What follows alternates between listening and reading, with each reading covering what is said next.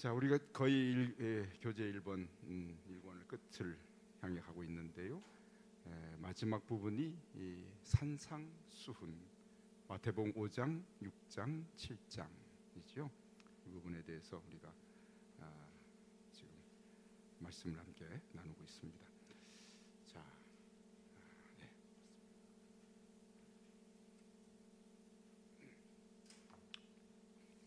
자, 오늘 교재는 88면이죠. 88면.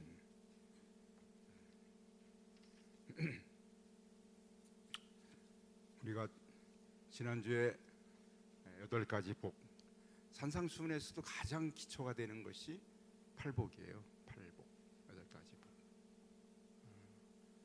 바로 심령이 가난한 자는 복이 있나니 천국이 그들의 것이라. 그렇죠? 그리고 의를 위하여 핍박을 받는 자는 복이 있나니 천국이 그들의 것입니다. 그러니까 예수님의 가르침은 천국에 시작하여서 천국으로 끝나는 것이. 그러니까 우리를 어찌하든지 예수님은 천국으로 이끄시기 원하십니다. 저 여러분을 예수님은 어찌하든지 천국으로 인도해 주실 줄로 믿습니다. 그런데 그 천국이 우리가 다음에 죽어서 가는 천국이 아니라 이 땅에서 이미 천국이 너희에게 시작됐고 시작을 향하여 완성을 향해 가는 것이 우리의 삶이에요. 이 땅에서 이미 예수님 우리가 천국의 삶을 누리기를 원하십니다. 그래서 심령이 가난한 자부터 시작해서 8가지 복을 주셨는데 그 시작이 천국이 그들의 것이며 의를 위해 핍박을 받는데도 천국이 그들의 것입니다. 이렇게 예수님은 시작부터 끝까지 우리가 천국의 삶을 누리기를 원하십니다. 그러니까 지금 저 여러분이 신앙생활을 잘하고 있나 못하고 있나 어떻게 알 수 있을까요? 내가 천국의 삶을 누리고 있으면 잘하는 것이야. 누리지 못하고 있으면 잘못하고 있는 거예요. 다른 거 없어요. 예수님 말씀 그대로 하는 거예요. 8가지 복을 너에게 줬는데 8가지 복을 따라 살면 천국이 우리의 것인데 내가 천국을 누리지 못하면 예수님 말씀대로 못 사는 것이에요. 그러니까 그것은 나의 노력이나 나의 수고로 얻어지는 것이 아니라 예수님께서 주시는 것이죠. 우리 구원 어떻게 받았습니까, 여러분? 구원 행위로 받았나요? 구원은 은혜로 받았으니 이는 너희의 행위에서 난 것이 아니요 하나님의 선물이라. 하나님 선물로 주셨어요. 내가 한 것이 아니에요. 천국도 마찬가지입니다. 우리가 예수 그리스도를 믿음으로 우리 삶에 천국이 시작되었는데 구체적으로 너희 속에 일어난 예수 믿고 나서 너희 속에 일어난 일들이 뭔지를 8가지로 예수님이 정리해 주신 거예요. 너희 속에 이런 변화가 있다. 이런 삶이 너희들의 삶으로 지금 바뀌어지고 있다라는 것이 팔복이에요. 너희가 정말 심령이 가난해지고 있다. 그것은 심령이 가난한 게 뭐라고 그랬죠? 철저하게 하나님 앞에서 나를 부인하는 거예요. 나를 부정. 나는 아무것도 아니고 오직 하나님만이 나의 삶의 전부이십니다. 나를 철저히 내려놓고 부수는 것이 심령이 가난한 자예요. 애통하는 것은 나의 죄를 붙들고 애통할 때 애통하는 만큼 무엇이 올까요? 우리에게 위로가 옵니다. 위로. 정말 하나님의 위로가 애통하는 만큼 임하게 돼요. 여러분 우리가 회개 기도를 해본 만큼 정말 깊이 회개할수록 하나님의 정말 깊은 위로가 임하게 돼요. 참 신비하죠. 신비하죠. 어떤 분들은 우리에게 회개하는 것에 대해서 왜 예수 믿고 구원받은 데 회개하느냐. 물론 우리가 예수 믿고 구원받은 회개는 이미 나에게 이루어졌지만 삶 속에서 나의 회개라는 것이 어떤 꼭 죄를 범해서도 보다도 주님 앞에서 더 나 자신을 깨트리고 부수는 회개를 드리다 보면 여러분 끝이 없어요. 나를 깨트리고 내려놓고 부수는 회개는 끝이 없어요. 그런데 나를 내리고 부수고 깨트리는 만큼 임하는 위로가 더 깊어요. 얼마나 깊은 위로가 오는지 몰라요. 신앙생의 깊이예요. 내 영적인 깊이가 하나님 정말 내가 영적으로 아직도 깨어지지 못한 부분이 있습니다. 아직도 내가 교만하고 아직도 버리지 못한 자아가 남았습니다. 그걸 부수고 깨트리면 그만큼의 하나님의 위로가 임하게 되는 것이죠. 얼마나 놀라운 신비한 것인지 모릅니다. 그렇죠? 네. 온유한 자, 땅을 기업으로 받는다. 온유한 자가 오히려 이 땅에서 하나님이 주시는 그러한 복을 누리게 되죠. 의에 줄이고 목마른 자, 예수 그리스도에 대해서 내가 정말 줄이고 목마른 만큼 나를 채우시는 하나님의 그 충만케 하심, 내가 줄이고 목마를 만큼 그 이상의 풍성함을 주시는 배부름이 우리의 영적 만족이 임하게 되죠. 영적으로 만족하지 못하는 이유는 뭐죠? 내가 줄이고 목마르지 않기 때문이에요. 의에 줄이죠. 목마르면 반드시 배부르게 됩니다. 영적 만족이 오게 됩니다. 우리 신앙생활에서 내가 다른 것으로 만족하려 하다 보니까 만족하지 못합니다. 예를 들어 내가 세상적으로는 어떤 물질적으로 세상의 복을 누려서 그것으로 만족하려다 보면, 내가 뭔가를 받아서 그것을 만족하려다 보면 끝이 없어요.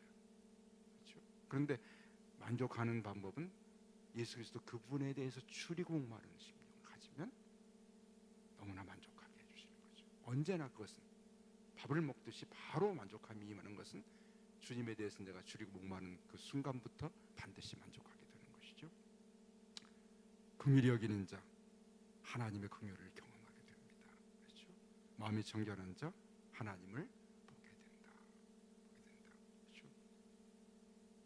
화평케 하는 자, 화평을 만드는 자죠. 하나님의 자녀라 일컬음 받고, 의를 위해 핍박받는 자, 천국이 그들의 것이다. 이것이 예수님이 우리가 이 땅에서 경험하기를 원하는 천국의 삶이에요. 이 말씀을 가지고 내가 이러한 성품과 이런 영성을 가지고 살아가게 되면 날마다 천국이 되는 거죠. 내가 신앙생활하면 천국을 누리지 못하는 이유는 예수님의 이러한 천국의 영성을 내가 따르지 않기 때문에 천국을 누리지 못합니다. 그것은 나의 현재의 삶의 육신적인 소유나 나의 성공이나 나의 뭔가 성취와는 아무 상관이 없어요. 내가 이러한 주님의 천국의 비밀, 천국의 이 영성, 천국의 성품을 따르게 되면 나의 삶의 진정한 만족이 옵니다. 제가 지난해 말씀드렸죠. 우리 한국교회 신앙생활을 잘못 배운 게 뭐냐면, 내가 뭔가를 막 자기가 이 말씀을 따르지 않고 내가 뭔가를 받고 내가 능력을 받았고 내가 뭔가를 이루어서 그걸 가지고 내가 뭔가 능력을 행하려는 것, 거기서는 절대로 천국을 경험하지 못합니다. 예수님의 8가지 천국의 성품을 배울 때 우리가 이 속에서 천국이 너의 것이다, 오늘 이 비밀을 다시 한번 경험하고 저와 여러분 모두가 8가지 팔복의 이 놀라운 천국 성품이 나의 성품이 되고 나의 삶이 되어서 날마다 천국을 경험할 수 있기를 주의 이름으로 축복합니다. 아멘. 자, 오늘 88면 예수님은 그리스도인은 세상의 소금이라고 말씀하셨습니다. 5장 13절이죠. 같이 여러분 5장 13절 읽어볼까요? 너희는 세상의 소금이니 소금이 만일 그 맛을 잃으면 무엇으로 짜게 하리요? 후에는 아무 쓸데없어 다만 밖에 버려져 사람에게 밟힐 뿐이라. 자, 소금의 역할은 무엇일까요? 어떻게 소금이 될 수 있을까? 소금의 역할은 많이 있지만 가장 중요한 역할은, 소금의 역할은 뭐죠? 그것이 썩는 것을 막는 방부제 역할을 하는 것이죠. 소금은 방부제, 썩지 않도록 하는 것. 그렇죠? 세상에서 부패되지 않도록 만드는. 여러분, 우리가 소금으로 배추를 절이거나 또는 고기에 생선에 소금을 넣는 것은 그 배추나 생선이 부패되지 않도록 하지 않습니까? 그렇지? 그 소금의 역할은 다른 것도 많이 있지만 가장 중요한 것은 방부제의 역할이다. 예수 그리스도의 제자들에게 주님은 너희가 세상에 방부제 역할을 해야 된다. 세상이 어떤데? 세상이 점점 도덕적으로 더 추해지고, 그리고 세상의 기준은 끊임없이 바뀌어집니다. 어쩌면 기준조차도 없는 그런 세상이 되어져 가는데, 거기에 바로 우리에게 주님은 방부제 역할을 하기를 원하십니다. 물론 소금이 녹아서 방부제 역할을 하는 것처럼 자신을 녹여야 된다는 의미도 있겠지만, 그것보다도 정말 중요한 주님의 한 가지 포인트는 너희가 세상에 썩고 세상이 부패된 것을 막는 일에 너희가 역할을 해야 된다라는 것이 소금의 말씀이죠. 자, 오늘 할 일이 많기 때문에 좀 간단히 넘어서 두 번째 3번, 예수님 그리스도는 세상의 무엇이라? 빛이라고 말씀하십니다. 여러분 14절 16절 같이 읽어볼까요? 너희는 세상의 빛이라. 산 위에 있는 동네가 숨겨지지 못할 것이요 사람이 등불을 켜서 말 아래에 두지 아니하고 등경 위에 두나니 이러므로 집안 모든 사람에게 빛이 있느니라. 이같이 너희 빛이 사람 앞에 비치게 하여 그들로 너희 착한 행실을 보고 하늘에 계신 너희 아버지께 영광을 돌리게 하라. 아멘. 두 번째는 너희는 세상의 빛이라. 여기 너희는 바로 예수님의 제자들을 말하죠. 거기 12제자뿐만 아니라 함께 예수님을 따르는 제자들, 그리고 우리도 또한 예수님의 제자이기 때문에 너희는 세상의 빛이다라고 말씀하십니다. 사실은 우리 자신이 빛은 아니죠. 성경에서, 구약 성경에서 한 분의 빛을 예언하는데 바로 그분이 누굴까요? 예수 그리스도. 나는 세상의 빛이다. 예수님 요한복음에서 나는 무엇이다? 나는 선한 목자다. 그렇죠? 나는 세상의 빛이, 나는 양의 문이다. 8가지 나는 무엇이다 말씀한 가운데 하나가 나는 세상의 빛이라고 말씀하십니다. 예수님 빛이에요. 우리의 빛은 내가 스스로 비칠 수 없고 예수 그리스도의 빛을 반사하는, 비춰내는 것이 우리의 역할입니다. 빛은 한 분밖에 안 계세요. 예수 그리스도, 그분이 세상의 빛이십니다.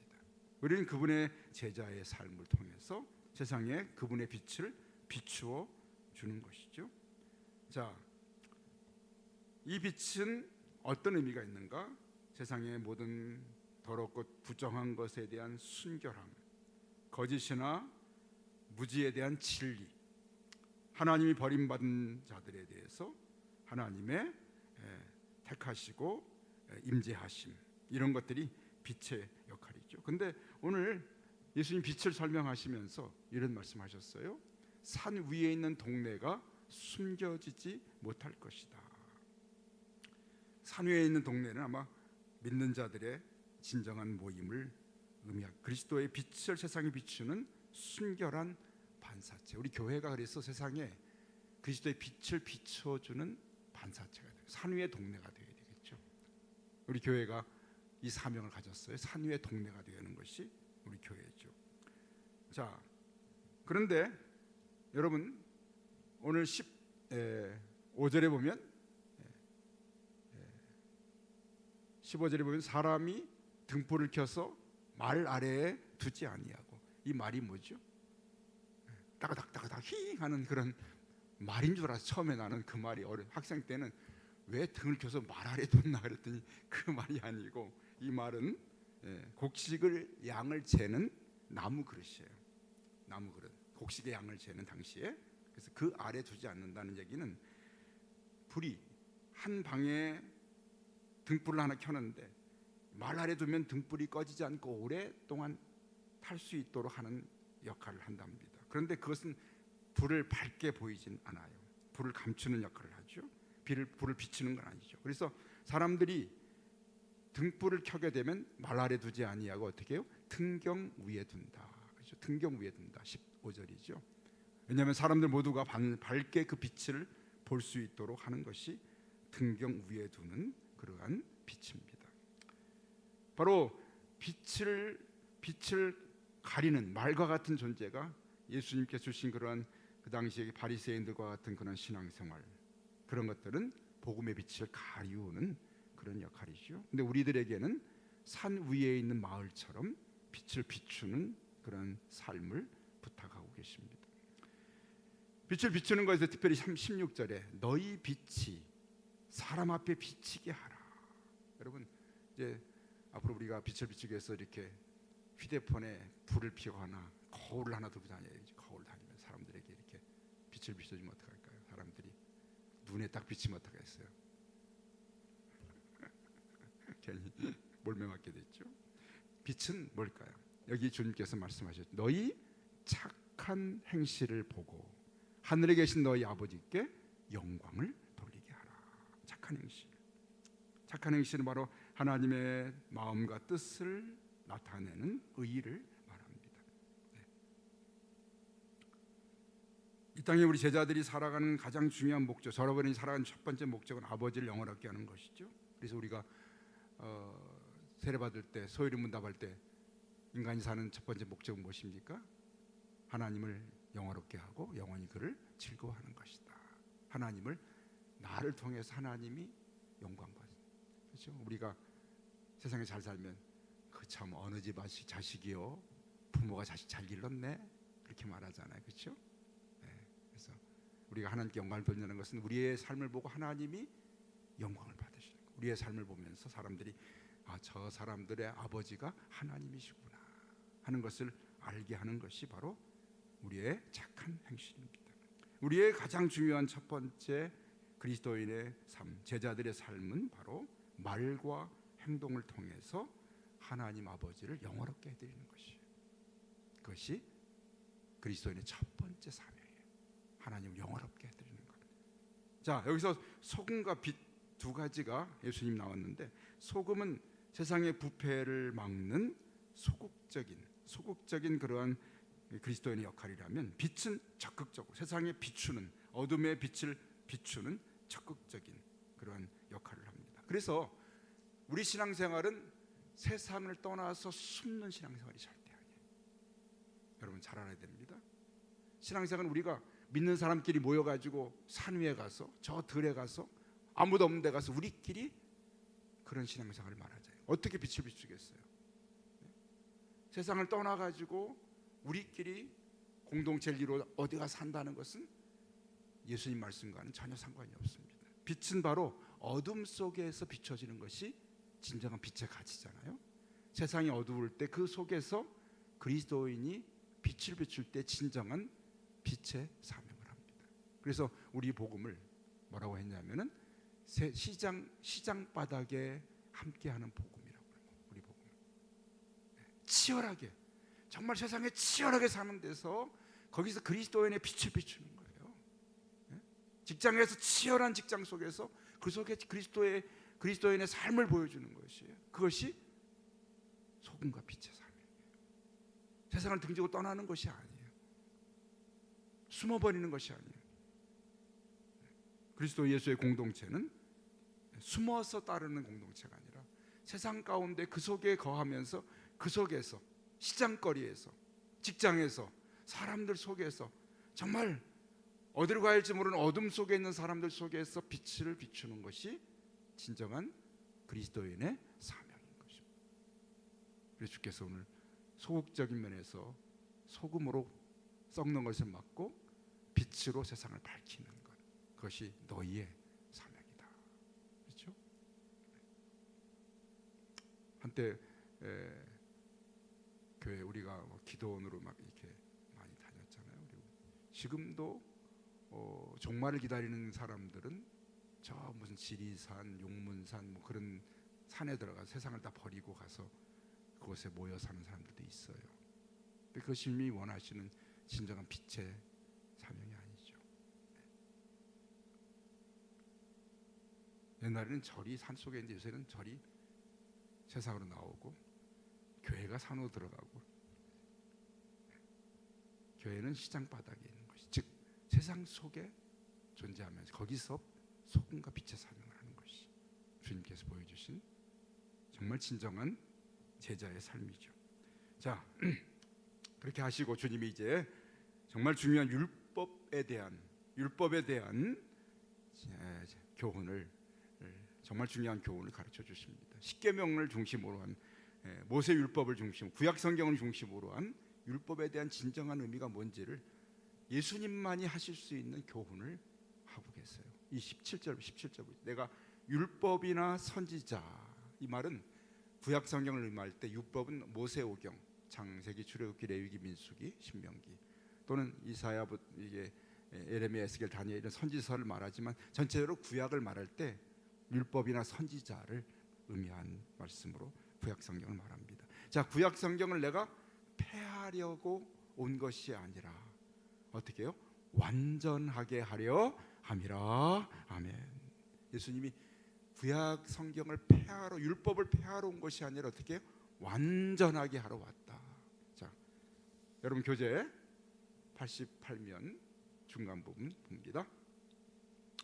예수님은 다시 율법의 문제로 돌아오셨습니다. 예수님의 가르침은 바리새인들이나 사두개인들의 가르침, 그들은 구약 성경을 정말 잘 안다고 생각하고 구약 성경을 행한다는 사람들이에요. 이들의 가르침은 구약성을 기초로 하는 것이라 생각되었습니다. 그들의 가르침과 너무나 달랐습니다. 그 사람들은 예수님이 구약 성경의 권위를 부인하고 예수님 자신의 말을 하나님 말씀이라고 주장하는 것, 하고자 하는 것이 아닌가 하는 생각을 가지고 예수님을 적대시한 것이죠. 저 사람 저기 구약 하나님 말씀 말하는 게 맞아? 저 자기 생각 아니야? 그러면서 그들이 알고 배우고 가르치고 있는 바리새인들, 사두개인들이 알고 배우고 가르치고 있는 구약에 대해서 예수님은 전혀 다른 말씀을 하고 계십니다. 왜 그랬을까? 이것을 오늘 우리가 중요한 교훈으로, 자, 먼저 예수님은 자신과 율법의 관계를 어떻게 말씀하셨나요? 율법과 나는 어떤 관계가 있다고 말씀하셨나? 17절 말씀, 내가 율법을 폐하러 온 것이 아니라 완전하게 하려 왔노라. 아멘. 자, 무슨 말씀이야? 예수님께서 이 땅에 오셔서 가르치시는 이 목적, 그리고 이 땅에 오신 것 자체가 구약 성경을 완전하게 하려고 오셨다는 겁니다. 그래서 예수님은 성경이 곧 누구를 가리키는 거라고? 나를 가리킴이니. 성경 어디를 펴도 그곳에 예수님이 숨어 계신 거예요. 성경 어디를 펴도 거기서 예수님이 계세요.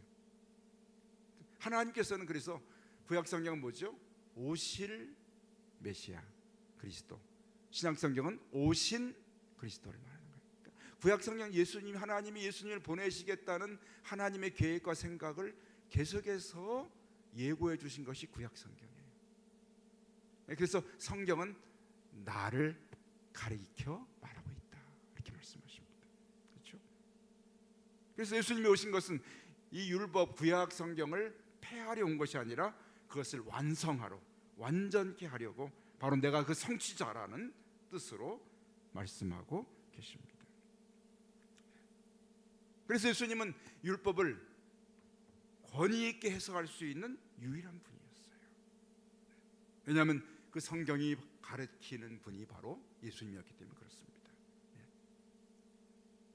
예수님 그래서 구약 성경의 진정한 의미가 뭔지를, 진정한 그 율법의 의미가, 하나님 말씀의 의미가 뭔지를 가르쳐 줄 수 있는 분이 바로 예수님이었습니다.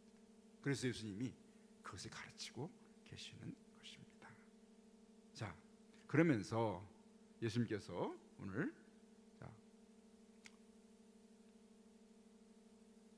쭉 넘어가서요, 20절 말씀 먼저 볼까요? 20절 율법 말씀 가르치시면서 이렇게 말합니다. 같이 읽어볼까요? 내가 너희에게 이르노니 너희 의가 서기관과 바리새인보다 더 낫지 못하면 결코 천국에 들어가지 못하리라. 자, 이 말씀 참 어려운 말씀이에요. 여러분, 바리새인들이 예수님이 그들을 책망하고 야단치셨지만 대단한 사람들이에요. 나쁜 사람들이 아니에요. 일반적으로 바리새인들은요, 어렸을 때부터 철저하게 하루 종일, 하루의 삶, 일주일의 삶을, 1년의 삶을 하나님 율법을 따라 사는 사람이에요. 일주일에 2번 금식하고 구제하고 11조를 드릴 때 철저하게 자신의 먹는 채소까지도 11조를 드렸던 사람들이에요. 제사를 드리 성전에 가서 1년에 3차례. 그러니까 자신의 삶 전체가 신앙으로 똘똘 뭉친 것이 바리새인이었어요. 그런데 예수님 그들을 책망하시고 오늘 너희의 의가 서기관이나 바리새인보다 더 낫지 못하면, 그들보다 더 우월하지 못하면 천국에 못 들어간다 그랬어요. 아이고, 심각하네. 여러분, 제가 바리새인보다 나을까요? 형편없습니다. 안 됩니다. 택도 없습니다. 어떡하죠? 제가 바리새인보다 더 낫지 못한데, 물론 여러분보다 저보다 나은 분들이 계시지만 대부분 그래도 내가 목사님보다는 못하지. 옆에 있는 저 권사보다는 내 낫지만 그래도 목사님보다. 아니요, 큰일 났네. 천국에 못 간대잖아요. 주께서 하신 말씀은 바로 이런 의미입니다. 뭐냐면 바리새인들은 율법을 가지고 지킨 했지만 율법의 근본적인 정신은 몰랐어요. 그것이 뭐냐면 두 가지입니다. 율법에는 유일한 계명, 하나님을 사랑하고 이웃을 내 몸과 같이 사랑하라 하는 이 하나님의 진정한 율법 속에 담겨 있는 정신은 그들은 지키지 않았던 겁니다. 이게 중요한 것이에요. 그들은 율법을 따르긴 했는데 하나님이 율법을 주신 근본적인 정신, 율법 속에 하나님을 사랑하고 다른 사람을 사랑하는 이 율법의 중요한 정신은 그들은 지키지 않았다는 겁니다. 자기 의를 위해서 지킨 거예요. 그래서 예수님 우리에게 주신 것은 율법을 가르치시면서 주님의 가르침에는 두 가지가 항상 목적입니다. 예수님을 배우고 있으면 내가 누굴 더 사랑하게 되죠? 하나님을 더 사랑하게 됩니다.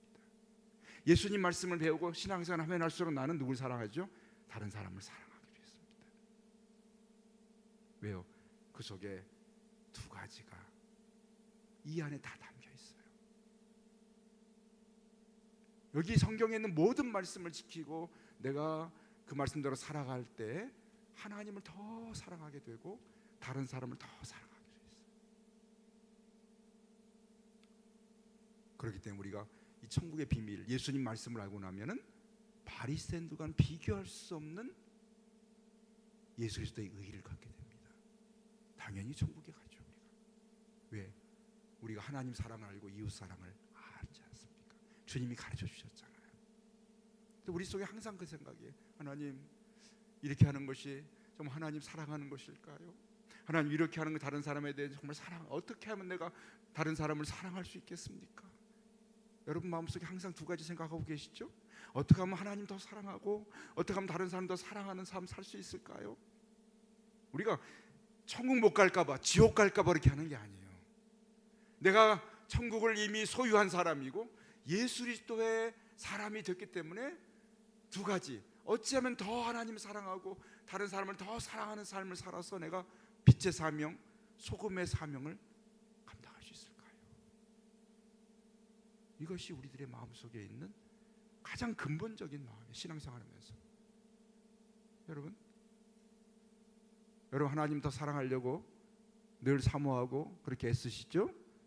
다른 사람 사랑하려고 우리 사모하고 애쓰시죠? 왜요? 그것이 예수님을 만난 사람에게 이것을 배운 것이 우리가 십자가를 통해 이걸 배웠어요. 하나님의 사랑의 근본 출발은 어디서 시작했죠? 십자가에서 시작했어요. 십자가는 하나님의 사랑의 최고의 표현이에요. 그 십자가를 보면은 내가 예수님의 사랑을 느끼게 되는 거예요. 내가 십자가 앞에 서기 전에는 세상에서 찢어지고 얻어맞고 막 실패하고 좌절하고 막 엉엉 울고 주님 내 인생이 왜 이렇습니까? 주님 나한테 왜 이러십니까? 그러면서 기도의 자리에 나가서 뭘 붙들죠? 십자가를 붙들고 나면은 거기서 완전히 엎드려지는 겁니다. 나는 십자가 앞에서 보면 아무것도 아닌 거예요. 그 사랑 앞에 나는 아무것도 아닌 존재. 그 사랑을 알고 나면은 무엇도 문제가 되지 않아요. 십자가 앞에 내 굴복되는 거예요. 십자가의 무엇 앞에? 그 사랑 앞에. 야 아들아 딸아, 내가 너를 사랑해서 내가 여기서 십자가에 죽지 않았느냐. 그 음성을 듣게 되는 거예요. 그 사랑 앞에 내가 굴복하는 거예요. 여러분 우리는 하나님의 사랑 앞에 굴복한 사람들인 줄로 믿습니다. 왜? 하나님 무서워서 굴복했습니까? 여기 그런 분 계세요? 하나님 너무 무서워서? 아니요. 우리는 하나님의 사랑에 굴복한 자들이에요. 어찌 나 같은 사람이 이렇게 사랑하십니까? 나 같은 죄인을 왜 하나님 위해서 십자가에 죽으십니까? 그 사랑을 깨닫는 거예요. 그 사랑 감격하고 그 사랑에 눈물을 흘리고 그 사랑 앞에 굴복하는 거예요. 그래서 우리가 신앙생활 하면 할수록 하나님의 사랑 알아가고 그 사랑을 내가 배워서 내가 하나님을 사랑하지 먼저 하나님이 우리를 먼저 사랑하셨어요. 내 속엔 그 사랑이 없었어요. 그런데 하나님 먼저 사랑하셔서 나의 그 사랑을 가르쳐 주셨기 때문에 우리가 그 사랑을 알게 된 거예요. 하나님 사랑을 몰랐는데 예수님이 가르쳐 줬어요. 하나님 사랑을. 이웃 사랑을 몰랐는데 예수님이 가르쳐 주셨어요. 그분에게 이 사랑을 배워서 우리가 살아가는 겁니다. 그래서 우리의 의는 바로 예수 그리스도의 의가 우리의 의인 줄로 믿습니다. 아멘. 그래서 우리가 바리새인보다 서기관보다 더 우월한 의를 가진 자들이에요. 그래서 율법을 지켜서가 아니에요. 율법을 지키는 그들에게 어림도 없어요. 그런데 우리는 예수 그리스도의 의를 가진 사람이에요. 그래서 우리가 그들보다 우월한 사람. 자, 그 말씀 생각하면 19절 다시 읽어보면 이해가 되죠. 19절 읽어볼까요? 그러므로 누구든지 이 계명 중에 미안합니다. 20절 죄송합니다. 내가 너희에게 이르노니 너희 의가 서기관과 바리새인보다 더 나았지 못하면 결코 천국에 들어가지 못하리라. 아멘. 저 여러분의 의가 서기관 바리새인보다 훨씬 나은 줄로 믿습니다. 어떻게? 예수님의 의를 받았기 때문에요. 그래서 우리 예수님이 우리에게 소중한 분이에요. 그래서요. 자, 이렇게 예수님께서 율법의 진정한 의미를 다시 가르쳐주는 거예요. 바리새인 서기관들은 율법을 막 지켜가지고 다 조목조목 지켜서 자기들이 의롭게 되는 줄 알았는데 예수님께서 아니다. 진정한 의는 하나님을 사랑하고 이웃을 사랑하며 그 사랑을 가지고 살 때 그 진정한 의다고 가르쳐주는 거예요. 율법의 형식은 바로 그것이야 가르쳐주는 겁니다. 자, 그러면서 예수님이 조목조목 이제 그들에게 바른 율법의 진정한 의미가 뭔지를 가르쳐줍니다. 첫 번째 21절 10계명 가운데 살인하지 말라. 그렇죠? 6계명이죠. 같이 읽어볼까? 21절 옛사람에게 말한 바 살인하지 말라. 누구든지 살인하면 심판을 받게 되리라 하였다는 것을 너희가 들었으나 나는 너희에게 이르노니 형제에게 노하는 자마다 심판을 받게 되고 형제를 대하여 나가라 하는 자는 공회에 잡혀가게 되고 미련한 놈이라 하는 자는 지옥불에 들어가게 되리라. 자, 무슨 말씀이에요? 너희 율법의 10계명에 살인하지 말라고 했지 않느냐.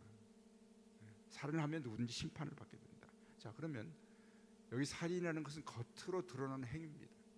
뭔가 누군가를 겉으로 정말 남의 생명을 빼앗았을 때 내가 심판을 받게 되죠. 근데 마음으로는 그 사람을 미워하고 욕하고 막 정말 분노로 어찌할 줄 몰라면서 겉으로 행동하지 않으면 그것은 죄가 되지 않는다고 사람들은 생각했습니다. 근데 예수님께서 이렇게 말씀합니다. 아니다. 너희가 마음속에 어떻게 해요? 누구를 향해서 어떻게 해요? 형제에게 화내는 자마다 심판을 받을 것이고 형제를 대해서 나가라고 못난 놈이라고 또는 미련한 놈이라고 그렇게 욕하는 자는 지옥불에 들어갈 것이다. 큰일 났네요. 내가 쭉 여러분 써 보니까 이번 명절에 만날 동서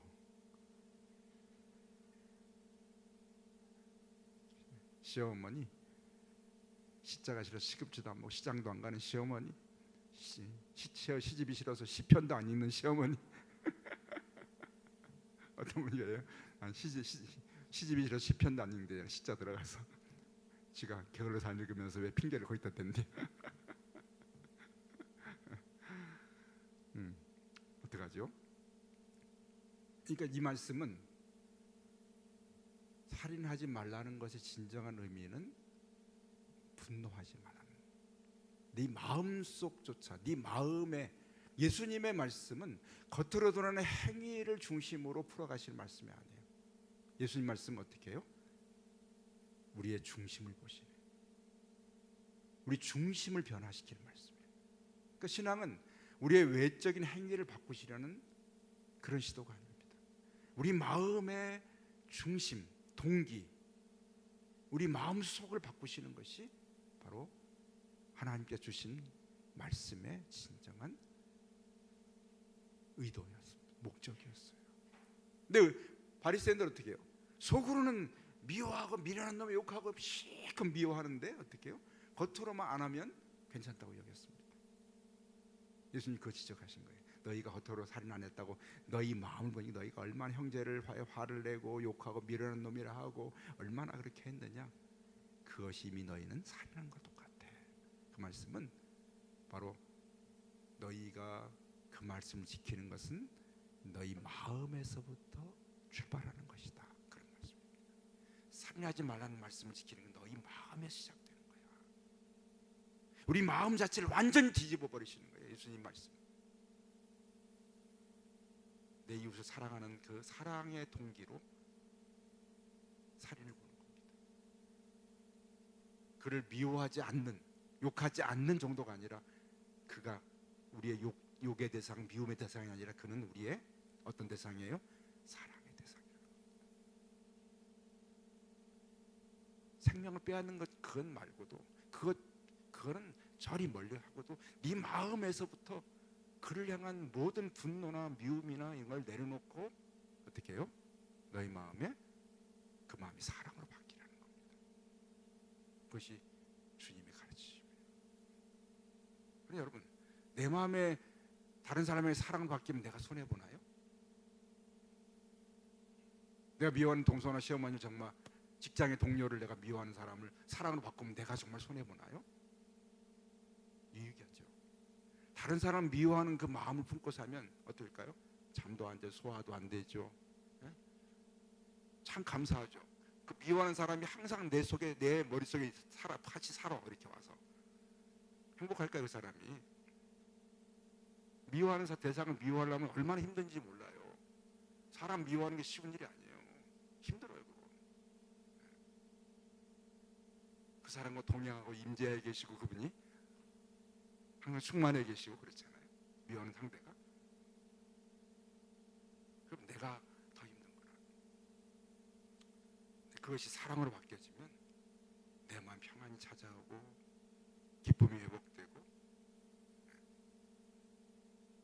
그러니까 예수님이 가르쳐주시는 인생에서 정말 행복한 삶의 비밀을 우리가 정말 행복하게 만들기 원하시는 주님께서 이 말씀 주신 우리 괴롭히고 우리를 힘들게 하려고 하신 거 아니에요. 똑바로 조정해봐요. 소리 이상한데.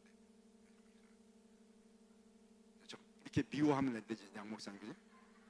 근데 예배 시간에 이런 막 미움이 확, 지금 말고 주일날 때 예배 때 설교 딱 하는데 마이크가 안 나온다, 이상한 소리 난다는 순간에 시험이 확 들어 그냥. 그래서 제가 기도해야 돼. 하나님, 그 순간에 미워하지 않게 해달라고.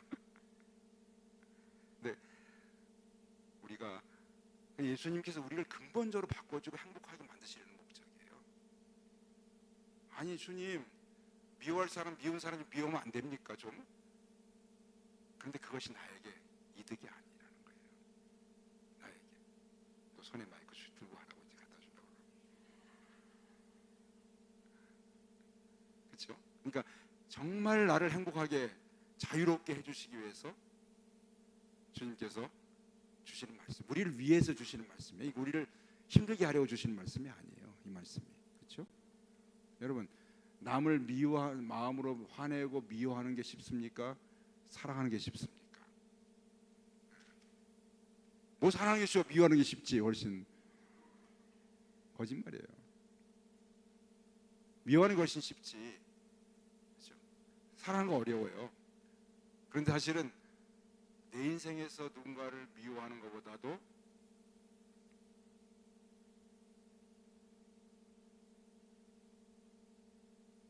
미워하지 않게 해달라고 기도해야 돼. 지금 내가 미워할 거야. 네. 주님이 주신 이 말씀은 정말 우리를 위해서 주신 말씀이에요. 너희 마음부터 분노, 욕하고 미련하다고 하고 하는 이거 버리라는 거죠. 그것이 우리에게 유익한 거예요. 그것을 주님께서 그 계명의 진정한 의미를 말씀합니다. 자, 그런데요.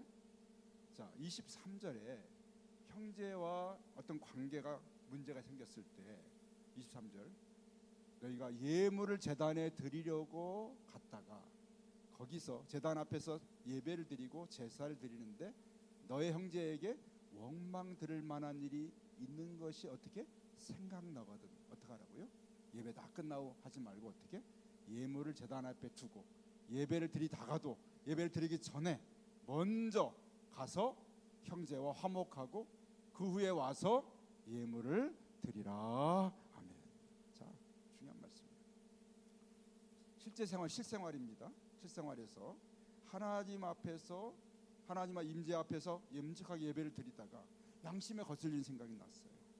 그런 죄가 생각나거나 형제에게 원망들을 만한 일이 기억이 났습니다. 그러면 제자들은 어떻게 하라고요? 지체 없이 가서 화해부터 하고 자신을 정말 편견 없이 자신에 대해서 판사가 되는 거예요. 정말 자신을 정직하게 바라보라 하나님 앞에서.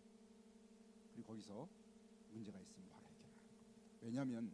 왜냐하면 이 말씀은 하나님께 드리는 예물보다 너희가 드리는 예배보다 더 가치 있는 것이 있는데 바로 형제와의 화해가 예물보다 더 가치가 있다. 그것도 우리에게 유익한 거예요. 네. 예배보다 선행되는 조건이 이웃과의 관계.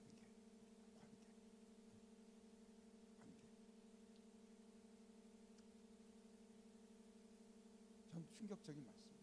우리는 그냥 내가 하나님 예배 잘 드리면 되지. 나는 신앙생활 나는 어떤 사람은 그렇게 해요. 나는 교회도 싫고 목사도 꼴도 보기 싫고 성도들 다 꼴도 보기 싫고 나 혼자 하나님 잘 섬기겠어요. 그래서 나는 하나님만 잘 섬기면 되지 내가.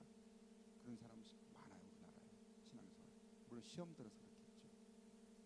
그런데 오늘 주님의 그런 말씀은 하나님과의 관계도 중요하지만 그만큼 수직적인 관계만큼 수평적인 관계도 동일하게 중요하게 그 속에서 내가 정말 시험들 그런 상황 속에서 다른 사람과의 관계를 주님이 원하신 대로 해나가는 것. 그것이 우리의 신앙에 정말 중요한 것입니다. 예배만큼 중요하다는 거예요.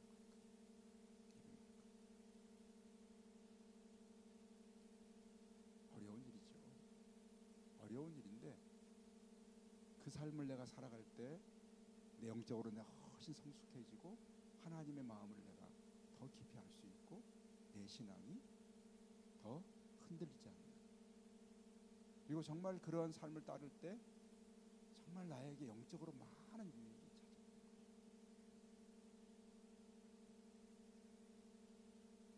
중요한 말씀입니다. 예수님이 주신 이 말씀들 하나하나가 왜 그렇게 하셨는지 하나님의 마음을 가르쳐 주는 거예요. 왜 너에게 이 계명을 주셨는지를 하나님의 마음을 가르쳐 주십니다.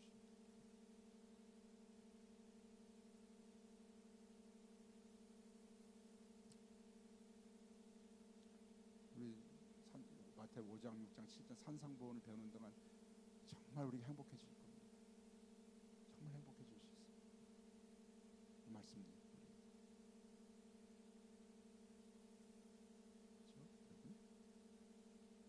그래서 내 마음속에 내가 누군가 미움의 대상인데 그를 사랑하겠다는 마음만 가져도 행복한 거예요. 그 사람 미워하고 욕했던 싫어하고 만나기 싫어하고 멀리하고 했던 그 사람을 내 안에 주님 사랑으로 사랑하게 해주십시오 라고 마음을 먹는 순간 이미 내 마음은 행복해지는 거예요. 이것이 능력이에요. 그리스도의 말씀대로 사는 거예요. 그리스도의 능력은 다른 게 아니야. 성령받아 불 받고 막 불 던지고 그런 게 아니에요. 말씀이 나를 깨뜨리고 나를 바꾸는 거예요. 내 육신은 미워하기 원하고 원수짓기 원하고 그거 안 깨뜨리고 근데 말씀이 오니까 내가 그 말씀에 굴복하는 거야. 그냥 주님 나는 원치 않아요. 주님 말씀대로 내가 굴복합니다. 그래서 그 말씀에 굴복하면 어떻게 해요? 내가 정말 행복해져요. 주님은 그런 행복을 우리가 누리기를 이 말씀을 주시는 거예요. 내가 그렇게 그런 행복을 누리게 하시는 거예요. 내가 무슨 열심히 막 기도하고 교회 막 가서 잠자고 집에도 안 가고 그거 아닙니다. 주님은 이 말씀 앞에 내가 굴복될 때 정말 행복해져요.